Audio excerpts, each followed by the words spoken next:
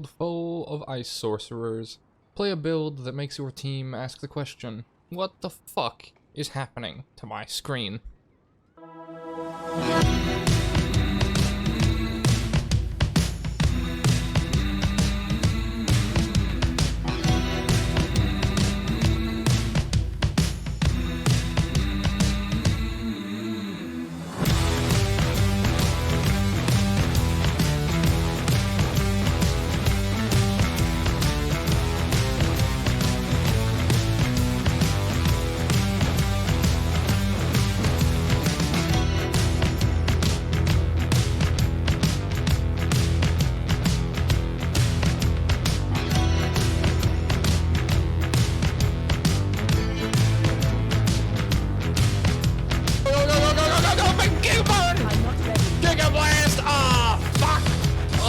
Hype as fuck. Oh, damn it.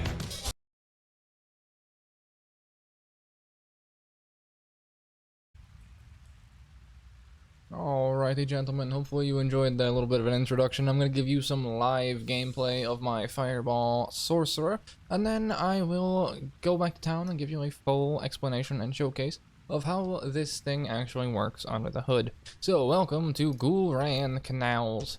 This is one of the dungeons I've rolled repeatedly across Nightmare Keys. It's just going to be a normal rendition of it right now because it's not something I'm willing to sacrifice currently, as I wouldn't, I'd have to throw away the key to be able to show it to you, but nonetheless, I figured I would give you a little bit of a gameplay showcase and just explain how the build works as I run through it. So essentially, thanks to some of our gear and interactions, our fireballs are going to actually hit multiple times, meaning that we're able to get up to 9 hits off of one singular fireball cast, as you'll see right there. That thing will bounce a plethora of times.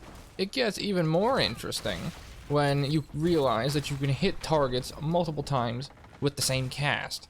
Because if we overlap the bounces, for example, and we stand at just the right spot, like right here, low on precious mana, that fireball, the secondary bounces, will hit everything involved. Now, unfortunately, as you just saw there, there is a slight bug with fireball, because for whatever reason, every single fire spell in this game seems to be bugged some way or another. In that my fireball has performance anxiety and will sometimes pre-cum a little bit and not fire the rest of the spell. Why does it do this? I don't know. I've tried to replicate the bug a couple of times, haven't been able to figure anything out. See if we can group everything here and clap it all like so. Make sure we don't get killed by any on-death effects. But for whatever reason, sometimes my fireball, you'll just like press the spell and it just won't fire the spell.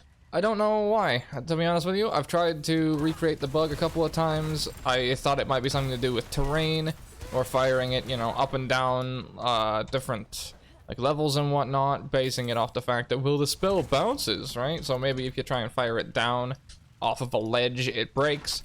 I wasn't able to replicate it that way because it would just fire it normally and bounce, and I had absolutely no idea. So I'll show you this. This is always really fun, and then we can be on our way.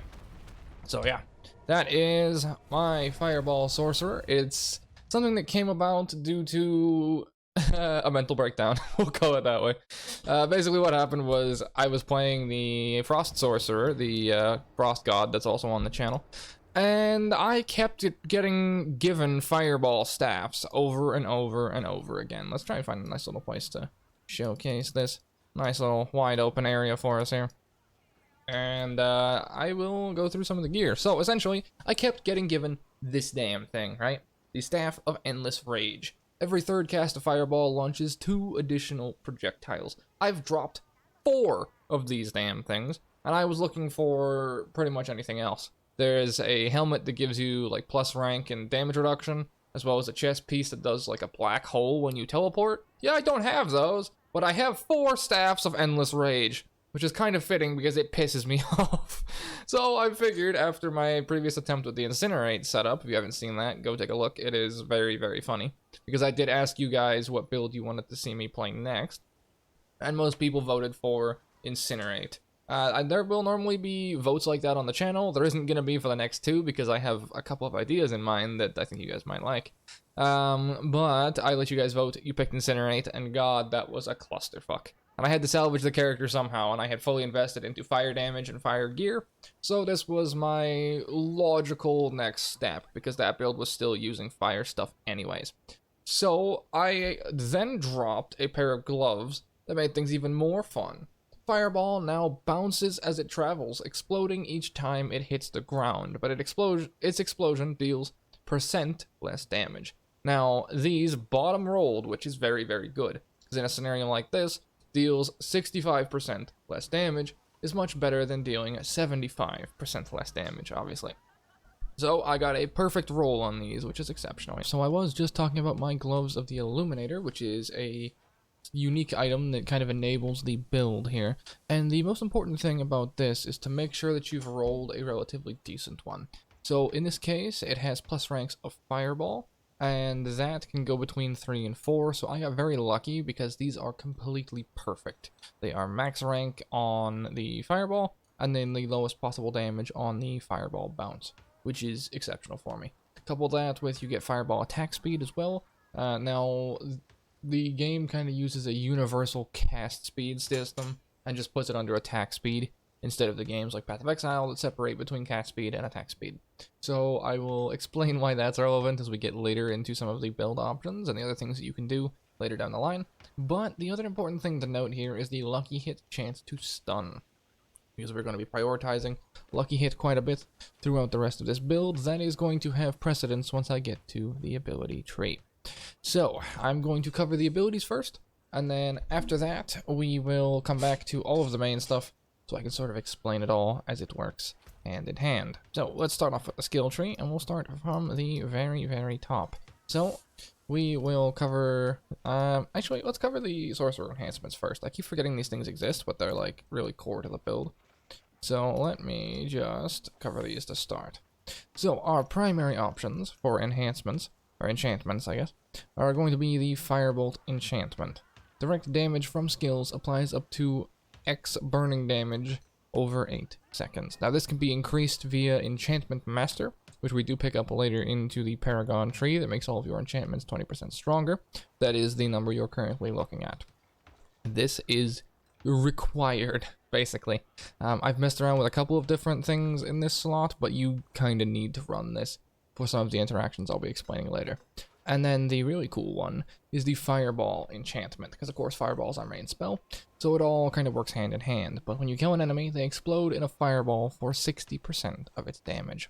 Cool thing is that with the enchantments, they cast any spell via the enchantment slot at your spell level, meaning that it's going to cast a rank 9 Fireball with your Fireball modifiers. So in this case, Fireball deals 10% of the burning damage you've applied to enemies as additional direct damage. Now, the important thing to note here is that Fireball itself doesn't do burning damage. It just deals X damage to surrounding enemies. Meaning, it's not going to be able to trigger off of itself. It's not going to be able to trigger that burning affix that deal 10% of the burning damage you've applied to enemies as additional direct damage on its own. But it does if we take the Firebolt enchantment, because now direct damage from skills, meaning direct damage from Fireball, now applies burning damage. So I can basically force it to have interactions with burning spells, which is absolutely insane. And one of the main reasons I am absolutely loving Sorcerer in this game, because like, you can take whatever stupid idea you have and just go, I'm gonna make it work. Some way, somehow. There's an interaction that you can find, or a trick that you can find to get to whatever result you're looking to achieve. And it's one of my favorite things in gaming that I've had to deal with in a very, very long time. Just the freedom that Sorcerer gives you. It's beautiful. So, that is the primary uses of the enchantments. This is also 50% by default, but since I have Enchantment Master in my Paragon Tree, it goes up to 60%, which is a massive damage increase once you gain access to it, because it means you're doing 10% more damage on all of the explosions. Keep in mind, these can chain, right? So if one fireball explosion kills something, that's going to explode, and then if it kills the enemy near it, that enemy is also going to explode and creates the chain reactions that just automatically kill everything on the screen. It is gorgeous. Explosions are the name of the game in any action RPG. So, now let's take a look at the skill tree from the top, shall we? So we're going to start off with Firebolt. This is going to be incorporated in the build because For single target, I'm not particularly able to have 100% mana uptime, which is kind of a pain in the ass. There is a alternate skill you could run in this slot, but that's going to depend on the way you play the game and your control scheme. This was just the best for me, but I was alternatively putting Hydra on my left click. However, it wound up with me clicking over top of some stuff and accidentally putting Hydras down, wasting mana that I didn't want to use, and having an overall bit of a clunky time. So you can maybe move around some of your stuff, or if you play with more optimized control scheme than I do, you can switch up the key bindings there. So we're going to start with Firebolt for Enhanced Firebolt, and then the Flickering Firebolt. This is going to give you 2 mana generated when hitting a burning enemy. Of course, we're going to be burning absolutely everything, and Firebolt will be inflicting a decent amount of burning itself as well, resulting in us able to regenerate ourselves if we find ourselves hard up at any given point. The reason I was opting for Hydra is because it enables burning as well via the burning enchantment, and it's relatively cheap to cast, because we get our mana back through a burning legendary with an imprint of burning damage, has a 10% chance, well 5 to 10% chance, to restore 10 mana, and that is on lucky hit proc. So as you can see, we're going to be integrating a lot of lucky hit options. You can also make Hydras burn as well, but obviously it will already burn with the base option there. Moving down into core skills, we have Fireball, Enhanced Fireball, and Greater Fireball, as I showed you before. But most importantly, we have 3 out of 3 Devastation and 3 out of 3 Elemental Dominance. Now, if you can get a necklace with Elemental Dominance on it, that is going to be your best option. I have a necklace with Glass Cannon, and whilst the damage is very nice, I get one tapped very, very easily. To the point that the next character I make is going to be losing the necklace, and opting for a more defensive route. You can very easily make this character much tankier than I currently am, but I have kind of gone for all damage and I'm reaping the results of it, let's just put it that way. But Devastation is a node that is memed quite a bit throughout the current, I almost said PoE community, Diablo 4 community, for being complete garbage. But in this case, it's actually quite decent, whilst not required because you can cheese its use eventually. It has an interaction with one of our legendaries, which allows us to crit the entire screen. So, I mean, I guess I can kind of just go back and forth between the interactions as we get to them. Probably easier to keep the video time down, so we'll probably just do it that way. But the Elementalist Choker that we're using in our necklace slot is Core or Mastery skills casted above 100 mana, gain 36% increased critical strike chance. Now, mine bottom rolled like an absolute bitch, so this could go much, much higher. So if you get a 60% roll on this, you're shitting on the entire screen. I already have like 30% base crit chance, so this puts me up to 66. I haven't actually looked at if it rounds down or whatnot, but in theory, puts me up to 66, and the crit damage results on this are beautiful.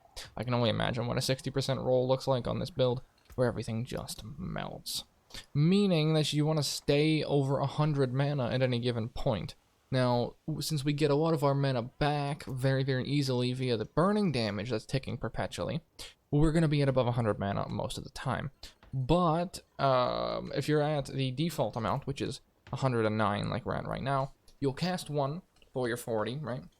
Then you'll go down to 70, and then you have to wait for the bounces to go off for your mana to start regenerating to get back to 100, which is kind of a pain in the ass. But you can get around that if you run maximum resource elixirs. So if you run a max resource elixir, you now have 159 mana, which allows you to cast 2 fireballs, since it's of course a 40 mana cost, and that results in you being able to cast the first one, and then the first one will bounce.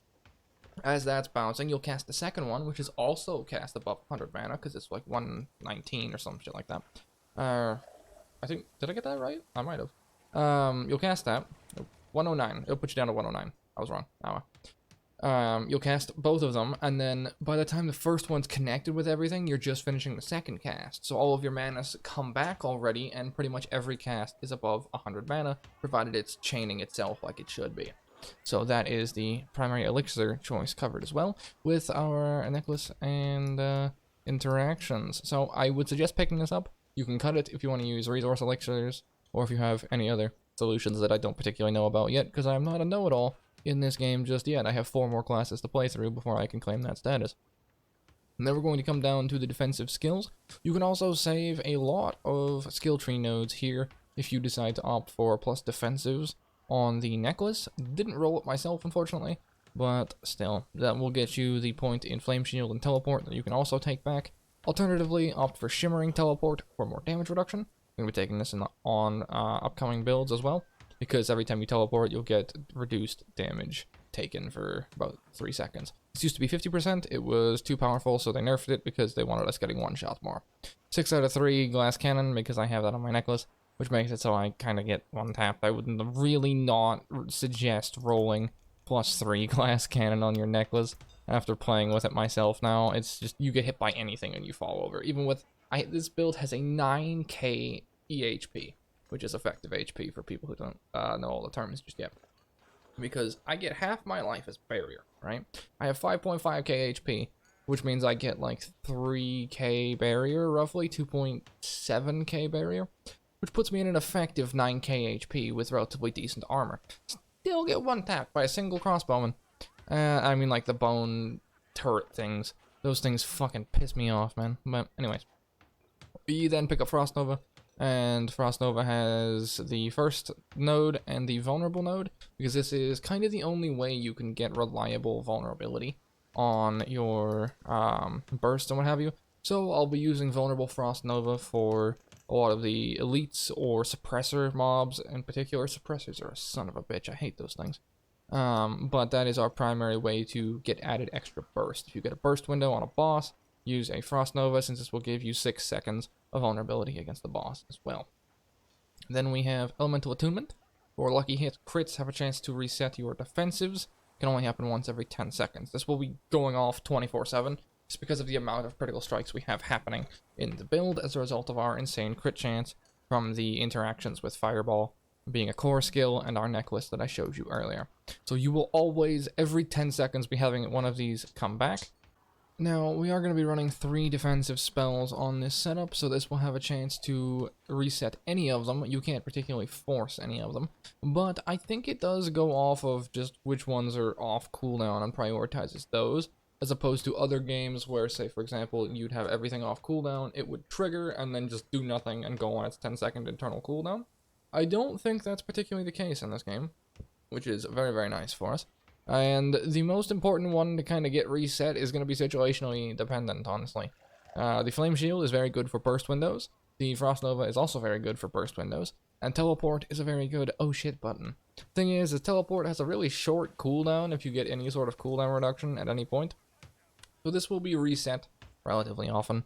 And up pretty much 24/7, because when you're just autopilot spamming Fireball, all of your spells will just passively get reset within 30 seconds. Which is very nice for defensive capabilities, as well as potential of more freezes.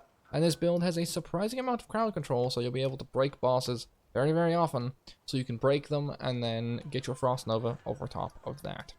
Moving down into the Conjuration tree, we have Precision Magic for 15% lucky hit chance, which is an exceptional node, 3 out of 3 points in this all the time.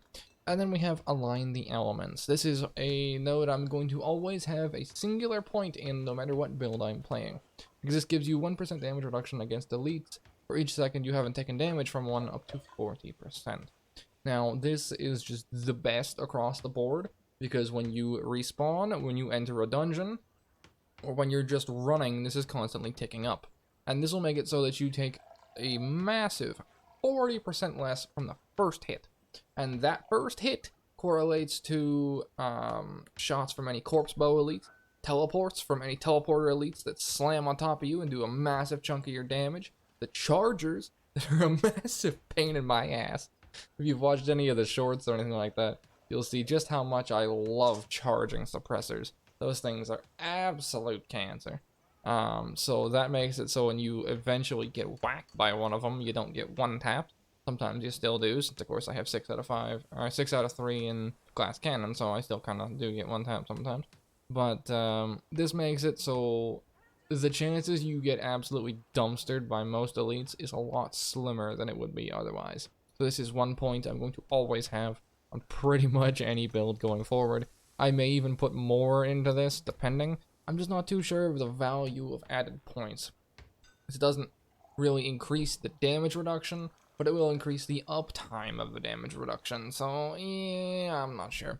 We'll see when I make a more tankier Sorcerer setup, which is my next plan to make a full set of conjuration sorcerers that are going to be relatively unkillable. Because I've gotten very tired of dying after the last couple of builds I've played. If you saw that, if you saw the Incinerate video, you'll understand what I mean with my bit of a struggle whilst gearing that one. Then we have Mana Shield. Every time you spend 100 mana, you gain 5% damage reduction. I would put 2 extra points in this once I finish the rest of my map and what have you. I've just been playing a lot of build creation mini games basically, so I haven't gotten to that just yet. But of course, we're spending 40 mana a spell, so in 3 spell casts, that is going to be proccing for us, staying up pretty much 24/7. That'll be a very good node to get extra points into. Come down to Mastery, and we pick up everything for the fire stuff here. Inner Flames, which is increased damage while you are healthy, which with this build you are going to be healthy quite often. And then we're going to have Devouring Blaze for increased critical strike damage against burning enemies. And if they are also immobilized, this bonus increases to 75%. Why is that important? Because the next node is Lucky Hit. Your Pyromancy skills have a 15% chance to immobilize for 2 seconds. The chance is doubled up to 30% if you are above 80% HP, which is the healthy characteristic. Now you get the 6 out of 3 from the +3 on the Staff of Endless Rage, giving you that bonus damage. You also get a chance to slow on this staff as well, which is very, very nice. Now you can couple that with a unique pair of pants that I dropped whilst playing this build that makes it so you get a Lucky Hit chance to heal. Otherwise, you would have to roll these Lucky Hit chance to heal on a lot of your gear, or on your pants anyways, is what I would suggest rolling for, because that enables you to survive so much easier. Now we can combine all of the Lucky Hits together, get ourselves a decent Lucky Hit chance. So in this case, I'm rolling with 30%, and then on my helmet, I have Lucky Hit chances increased while you have a barrier active. Cool thing about these pants, this is sort of a specific interaction to this setup, but you can get barrier a plethora of ways, is that effects that heal you beyond 100% life grant you barrier up to 60% of your max life that lasts for 8 seconds. Like I said, that's how I get the 2.5k barrier shield, is to use these unique pants. Alternatively, you can opt for gain barrier when you use a cooldown, which is right here. That can give you up to 30% of your max life, and of course our cooldowns are being reset relatively often via the critical chance node, the elemental attunement node. So every time you use one of your cooldowns, you will get a barrier that lines up as well, which is very nice for burst windows, for survivability, for that sort of thing. And then of course the Lucky Hit heal will be keeping you alive quite often, because we're going to have really good Lucky Hit chance, and with the amount of hits going on the screen constantly, if you guys were paying attention to the early gameplay, if not, feel free to skip around and whatnot, you'll see just how many hits are happening, and every single one of them has a chance to Lucky Hit, which means that you also have a chance to Lucky Hit stun from the gloves, which correlates into the next point. I don't know if this is a good idea, right? This was my own personal thought process. You don't have to take this node, but I was just curious, right? Every time you stun an enemy, you deal about 3k lightning damage to them. I can't really test if this is a good idea or not, I'll be honest with you. So many damage numbers are happening on my screen, I don't know if this is actually a damage increase. But it sounds cool if it works the way I think it does, right? With the gloves stunning things perpetually with the Lucky Hits, and then the shocking impact coming over top for the extra burst damage, which could potentially be the damage to get the kill, to get the fireball explosion and what have you. Just with the amount of damage we're dealing and the Lucky Hit chance that we have, you can also run a Lucky Hit elixir if you want to, by the way, to get another 30% over top. I mean, obviously it's either the Lucky Hit elixir or the reduced resource cost elixir. You have kind of one or the other as an option. Nothing really in between. But that is just a bit of extra added damage. We come down to ultimates, and then we're going to pick up Inferno, with Inferno pulls enemies to the center. This is how I almost one-shot the Butcher in the intro clip you probably saw. And the Supreme Inferno, whilst Inferno is active, your Pyromancy skills cost no mana. Basically, Inferno is going to be our primary one-shot tool, or our big grouping tool, since there's nothing else that really pulls things together that I've been able to find, aside from the black hole chest piece that I don't have access to just yet. So that results in a sort of playstyle that is group everything up, or when you have a boss or like a Butcher, for example, that you want to take down, You group everything up, you find a whole bunch of stuff, you make it all kind of run together a little bit. You use your Inferno, pull it all together, you Frost Nova over top of Flame Shield so that you can just spam out your damage without having to worry about getting one-tapped. And then you dump like 2-3 fireballs on top of them, provided that you bounce it at the right angle so you can hit the first bounce and the second bounce, like the hitboxes overlap. And then you should be able to blast things exceptionally heavily. So then moving down, we have Fiery Surge, which is going to give us a 30% increased mana regeneration perpetually, since it's a buff from killing a burning enemy, which is very nice. And then we'll get increased burning damage to enemies for each second they remain burning. Burning isn't our primary damage source, but you can put damage here if you want to take that route as well. And then Warmth is every 1 second you'll heal for 0.9% of your max life for each nearby burning enemy, healing increase to 1.8% from bosses. This should, in theory, make you invulnerable. However, it takes the second to tick, and in that second, you can get dumpstered by an attack that one-shot you, unfortunately. So provided you don't get one-tapped, it's really difficult for you to die with this setup. I've only died to something charging right through me that I just wasn't paying attention to. Or like I was saying, those corpse bow turrets or what have you. Any sort of singular, massive hit is about the only thing that can really take this build out. Which is just a skill issue, I guess, and I will have to hold that L. But nonetheless. And then moving down to key passives, we have Esu's Ferocity, or Esu's Ferocity, I don't know. Someone's going to critique me for how I say it, no matter which way. Your critical strike damage is increased by 25% against enemies above 50% HP, and your crit chance is increased by 5% against enemies below 50% HP. Killing an enemy with a crit grants both bonuses against all enemies for 3 seconds. Now, to cover the... I guess I gotta cover the Paragons, don't I? This thing takes fucking forever. Oh well. Okay, I'll give you the fast rundown of the Paragon Tree. So, we take Flame Feeder for deal increased direct damage to burning enemies since we are bleeding, or burning, not bleeding, wrong build. That's next season. We're dealing burning damage to everything since our fireballs are inflicting it via the fireball, or the firebolt enchantment. So that gives us 10% additional direct damage. And then we'll get damage to burning enemies, since everything is burning as well, for the perpetual upgrade. So it's just a constant node you can perpetually upgrade through your nightmare dungeons for even more damage. Slot this into the first board that you get, since it's the easiest one to get access to dexterity options. Then we're going to take the Fireball board as the next one for Searing Heat. Casting Fireball or Meteor increases the chance, or the critical strike chance of further cast of that spell by 5%, for 5 seconds up to 15%. Meaning we're basically at 85% crit chance, provided we're at 3 casts. So, that makes it so, obviously our crit chance is absurdly high, which means you can sub out the necklace for a couple different options that I'll showcase in just a second. We're going to grab all of the fire damage nodes, because 20% fire damage there, and we'll get extra damage if we have the intelligence requirement met. In this case, I have, so my damage goes even higher. Pick up all the fire stuff there, then go up and pick up all the fire stuff and crit damage here. You can have the dexterity requirements if you want. You will eventually get them because the other node we're using is Destruction, which is another dexterity option. And for every 5 dexterity purchased within range, core skills deal increased critical strike damage. Critical strikes increase all damage the enemy takes from you by 2% for 10 seconds up to 12%. You can stack that up, and that will give you a large amount of damage on bosses, most likely. And this will scale up based on level and your dexterity. So I have put all of my points into this. This is level 14, I think, right now. So I am very close to the radius increase, which means I can then pick up all the other dexterity here. My damage goes even higher. So I would get increased damage to the base critical strike bonus, as every time I level it up, that increases. But since I'm going to get to 15, I'm going to get increased radius, which means I can take more dexterity nodes. And I can get even more DPS on this. That's your primary glyph to upgrade, and the best option for you.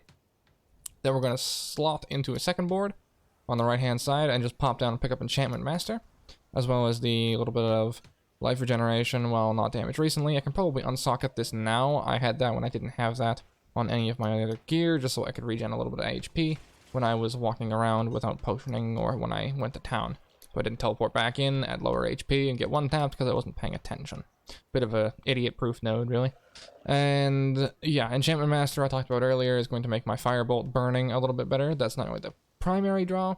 It's the 10% increased damage on the Fireball explosions, leading to 60% Fireball explosion damage, as seen right here, because that is 50% by default. So, the top board that I'm currently working on right now is a connection to the burning one, I believe. Yeah, I went for the burning instinct node just to get as much fire damage as possible, and I'm currently working my way over to damage to burning enemies, as well as the glyph socket right here as well, and I'm not entirely sure what I'll put in there just yet. I could go for control because I do stun obviously with the necklace, or with the ring, sorry. Fucking gloves, man, it's like, it's what, 3 in the morning now? Yeah, so I'm doing my best here for you. I mean, most people don't watch build guides past the first like 5 minutes anyway, so whatever, what can you do? But other options, you have damage reduction when you have a barrier. This will be pretty decent if you're using the pants as I am right now, or if you just need more survivability. Or alternatively, the Pyromaniac node, which is Paragon nodes within range gain bonus to their fire damage. Of course, within range, we're going to have our burning damage right here. Burning damage, I wonder if that counts. I'm not entirely sure, it might have to be fire specifically. That could be better in a different slot, but the more important one is every pyromancy skill you cast, or for every second you channel incinerate, increases your fire damage by 2% up to 10%. That is 10% extra damage on your fireball casts if you are opting for it. Alternatively, you can also take torch, which is increased burning damage if you want to go down that route, or deal increased damage per nearby burning enemy. I don't know the exact math on which one's the absolute best for this setup, because someone's going to figure it out eventually, and we will definitely have to revisit a lot of these builds once there's a competitive ladder, because once those come out, people are going to go absolutely insane with theory crafting and using tools I don't even have access to, unfortunately. So yeah, that is kind of the setup. To just give you a quick rundown of the rest of the legendary interactions, and then I'll show you some that I have sitting in my stash as well, to optimize the build even further if you want to take it farther than I have. Because of course I have a bunch of builds to make, but if the couple particular ones I put on the channel interest you, by all means take them further and let me know what happens when you take it even harder and even farther. I was trying to say something better there, but my mind isn't working correctly, I guess. If you take this build farther than I have, let me know how it goes for you, because I am curious the results of my own insanity, I suppose. Let's put it that way. Alright, let's run through the rest of the build.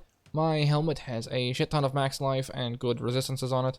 The cooldown reduction I rolled on this I didn't think was that important, but it takes 6 seconds off the Inferno cooldown, which is quite nice for the burst windows, because of course we're using it to pull everything for the one-shots, as I was explaining earlier. And then we have my chest piece with damage, ultimate skill damage. I've been trying to roll the ultimate skill damage to fire damage percent. It just hasn't liked me, to be honest with you. So ultimate skill damage is not too bad, because of course Inferno is going to do a significant chunk of DPS. Then unique.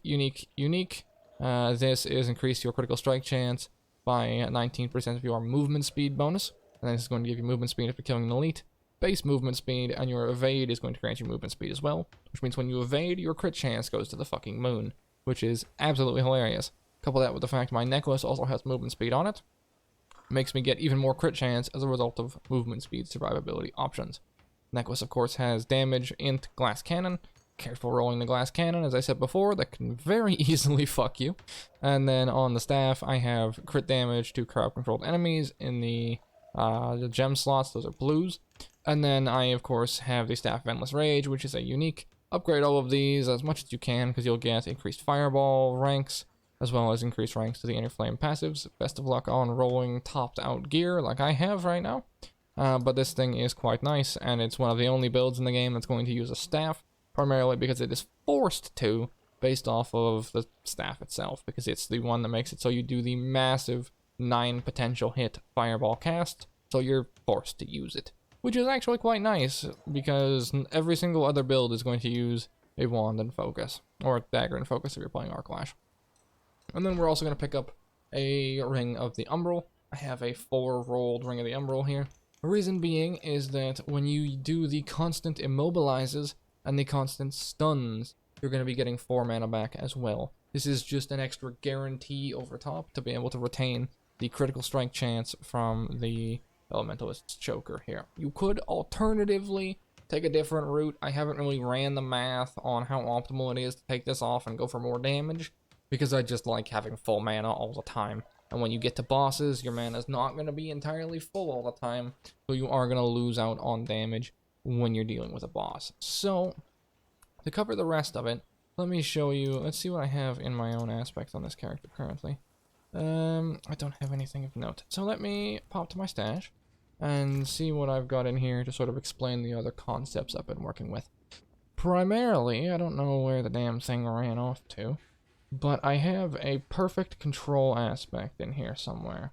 I don't know which weapon it is entirely. There it is.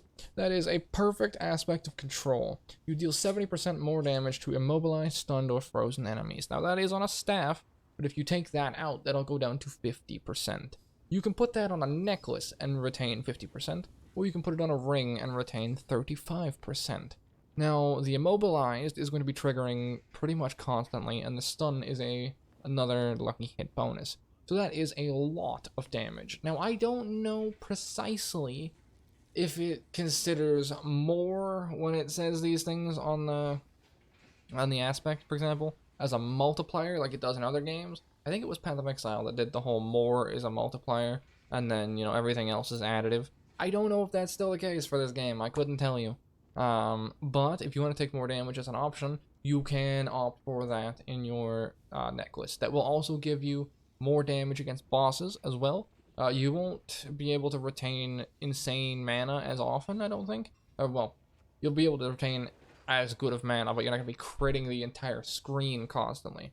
However, you might do larger white numbers than crits, so your overall damage might go higher. I just didn't really feel like switching around the imprint 24/7, because finding perfect control aspect is rare enough as is, so I didn't really want to waste it on a potential gamble, and this was also my only copy of an Elementalist Choker that I had. So, that is one option. You can also switch out the Ring of the Umbral for that, potentially, if you want to do more boss damage in that regard. There's also the skills deal increased damage based on your primary resource when cast. Of course, we're going to be at full resource 99% of the time, so that is a relatively decent option for you as well. Bit of a meme option, and I don't know if it works or not, is you deal increased damage to stunned enemies, because of course we're stunning with the gloves. I don't know if it counts as stunned when you knock a boss to the ground or not, because if it does, then you could opt for Chain of Retribution for deal increased damage to stunned enemies, plus the control aspect over top of that. Put the control on your necklace, put the stun on the ring in place of this, and you have 50% and we'll say 35% increased damage. So you're looking at 85% increased damage, just swapping out these two slots if you're looking for a more optimal bossing route later down the line. And yeah, I mean, there's a couple other options that I messed around with in here, but those are kind of the primary ones. I mean, increased damage when you have barrier is also really good if you're running the same pants that I have. And alternatively, if you have frost burns, you could opt for a kind of different setup because that has lucky hit freeze, but you lose the bounce, which is kind of core to the build, so that's a kind of different style entirely. But you could probably switch to, say, frost burns, lucky hit freeze chance, and then run an icefall node so that you're able to get perpetual barrier if you have that option instead of the pants that I've dropped here. Of course, there's a lot of uniques to make this build, but you don't entirely need uniques to make Fireball viable.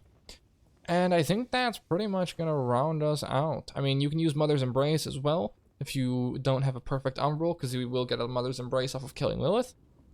And so this makes it so if a core skill hits 5 or more enemies, it refunds the resource cost.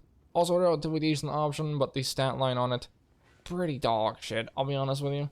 The unlucky hit chance can roll high, and the crit hit damage is okay, but the other two stats, you can roll so much better. And there's the stat line for the Elementalist Loop. If you're looking to put it on a ring as well, you can put the Elementalist Loop here, and the Aspect of Control here. There's a lot of different options that you can really aim for. Also, you can get increased damage. Most enemies are unstoppable, which is very good for dealing with elites after they decide they don't want to be immobed anymore.